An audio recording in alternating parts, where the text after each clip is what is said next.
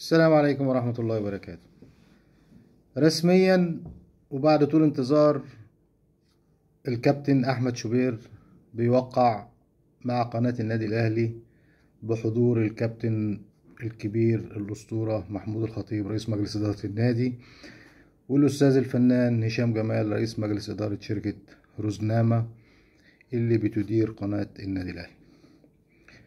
طبعا دي مفاجأة من العيار التقيل، وكنا منتظرينها ومتوقعينها، وتمت على خير الحمد لله.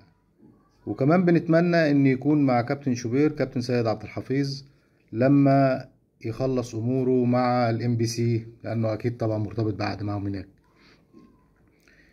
ولو تم ده وبقى الكابتن شوبير مع الكابتن سيد عبد الحفيظ مع الاضافات اللي القناة بتعملها، اعتقد القناة هتروح في حتة تانية خالص وهتكون مميزة جدا.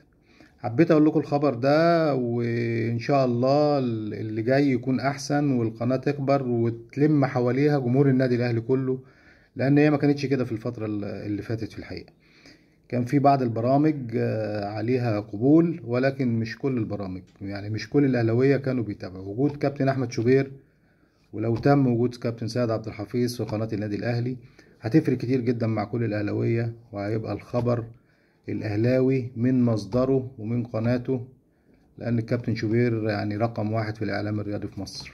نتمنى التوفيق ان شاء الله في الفترة اللي جاية، وكلنا ندعم ونلتف حوالين قناة النادي الاهلي والكابتن احمد شوبير وكل من سيقدم من برامج في الفترة اللي جاية ان شاء الله في القناة.